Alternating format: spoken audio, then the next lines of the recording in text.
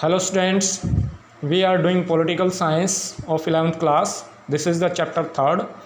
Today's topic is electoral reforms.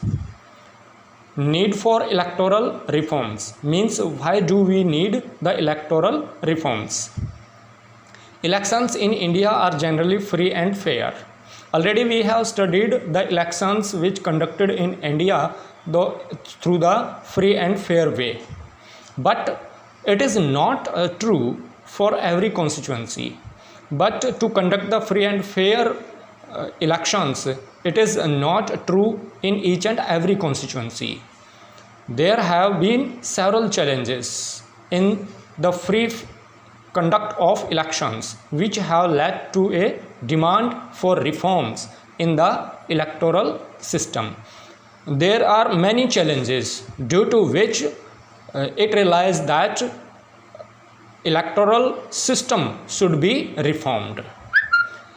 India के अंदर free और फेयर इलेक्शंस कंडक्ट किए जाते हैं, no doubt, but in some constituencies it is not possible and lot of challenges are there before the free and fair elections.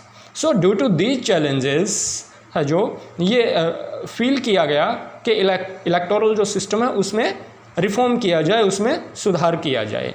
सो किस तरह के challenges हैं, which are the challenges in the way of free and fair election, और which challenges force to reform the electoral system.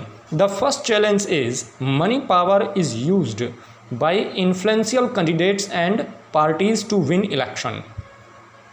In India, by the major political parties and by the powerful candidates, the money power is used.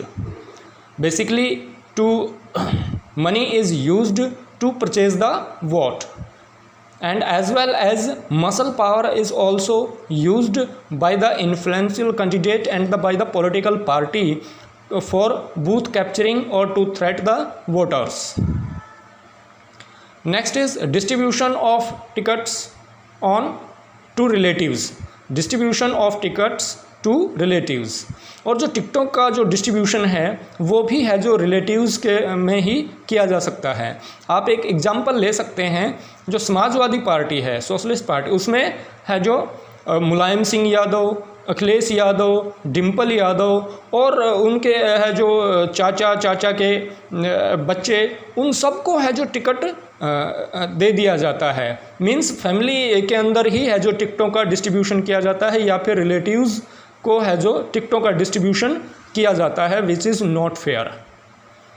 Parties appear to be similar in their policies and programs, और बहुत सारी पार्टियां ऐसी हैं जिनकी policies और जो programmes हैं वो अप्रोक्सीमेट सेम होते हैं.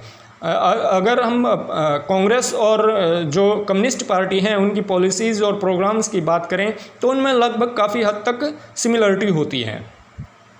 ठीक है.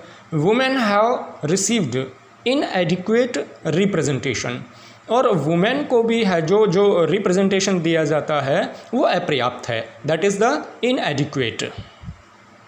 So one third representation should be given to the women.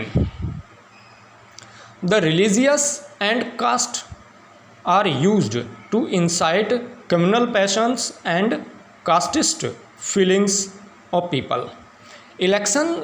During the elections by the candidates और by the political parties है जो religious और caste अपील की जाती है, and as well as to incite the communal passion. लोगों में है जो कम्युनल भावना पैदा करने के लिए और जातिवादी भावना है जो वो पैदा करने के लिए है जो ये इस तरह की जो अपील है वो की जाती है. हमें इलेक्शंस में आकर है जो हमारी जातियों का पता लगता है. वैसे तो हम इकट्ठे बैठते हैं अपनी क्लासेस के अंदर, लाइब्रेरी के अंदर, और sometimes we take food together, but at the time of election we come to know about our caste, what we are by the caste. Media is used for petty promotional campaigns, और छोटे छोटे programme के लिए भी है जो media का use किया जाता है. And smaller parties and independent candidates are at a disadvantage as compare to big parties. और जो स्मॉल पॉलिटिकल पार्टीज़ हैं और इंडिपेंडेंट कैंडिडेट हैं उनको इस काफ़ी डिसएडवांटेज रहता है, क्योंकि उनके पास बड़ी पॉलिटिकल पार्टियों जितना है जो इलेक्शंस के लिए बजट भी नहीं होता है, न ही उनके पास है जो मनी पावर या ही मसल पावर होती है, ठीक है जी। और ये दोनों चीज़ें होने से है जो बड़ी पॉलिटिकल पार्टियां और इन्फ्लुएंशियल कैंडिडेट हैं उनको फ़ायदा होता है, लेकिन जो छोटी पार्टियां हैं जो इंडिपेंडेंट कैंडिडेट हैं उनको काफ़ी नुकसान झेलना पड़ता है। और वो smaller parties and independent candidate they can not use the media for each and every campaign.